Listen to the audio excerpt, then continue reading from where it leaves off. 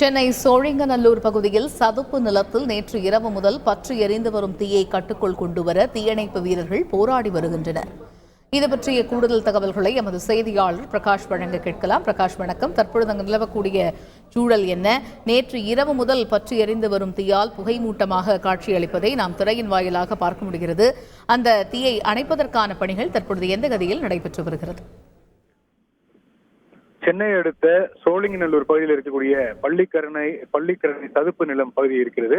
அந்த இடத்துல நேற்று மாலை ஒரு 6 மணி அளவுல தீ விபத்து ஏற்பட்டது. அந்த அதிகமாக காய்ந்த கோரப்புல்கள் அதிகமாக இருக்கக்கூடிய காரணத்தினால அந்த தீ மலமளவன அருகாமையில பெய்யுது.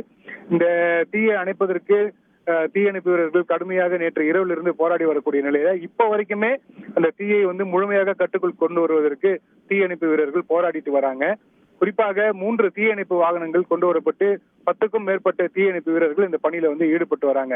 இதுல நிறைய சவால்கள் இருக்கு. தீயணைப்பு வீரர்களுக்கு கடுமையான சவால்கள் இருக்கு. என்னன்னு கேட்டா, அங்க தீயணைப்பு வாகனங்கள் அந்த பகுதிக்கு அருகாமையில செல்ல முடியாத ஒரு சூழல் இருக்கு. அந்த சதுப்பு நிலமாக இருக்கக்கூடிய காரணத்தினால புல் அதிகமாக இருக்கு, மேடும் பள்ளமாக இருக்கக்கூடிய காரணத்தினால வாகனங்கள் எளிதாக உள்ள செல்ல முடியாத ஒரு சூழ்நிலை இருக்கு.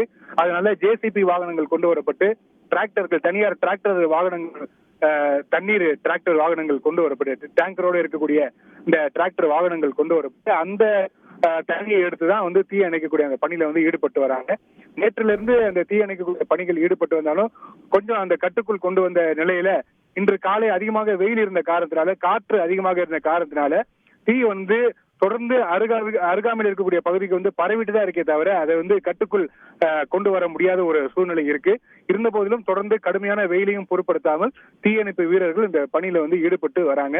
இந்த தீய விபத்துக்கான அந்த காரணம் என்ன என்று சொல்லப்படுதுன்னா, மாலை நேரங்கள்ல அதிகமாக இளைஞர்கள் அந்த சதுப்பு நில பகுதிக்கு மது அருந்துவது போன்ற அந்த சமூக விரோத அந்த செயல்களில் ஈடுபட்டு வருவதாகவும் தொடர்ந்து இந்த குற்றச்சாட்டுகள் பல நாட்களாகவே இருந்து வருகிறது.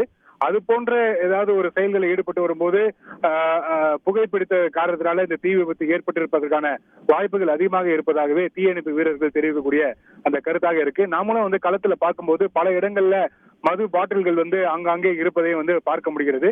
எனவே இந்த சதுப்பு நிலத்தை பாதுகாக்கும் பொருட்டு சுற்றிலும் சுற்றுச்சுவர் எழுப்ப வேண்டும் என்பது அந்த பகுதி மக்களுடைய ஒரு கோரிக்கையாக இருந்து வருகிறது. விவரங்களுக்கு நன்றி பிரகாஷ். செய்திகளை உடனுக்குடன் தெரிந்து கொள்ள உடனே சப்ஸ்கிரைப் பண்ணுங்க.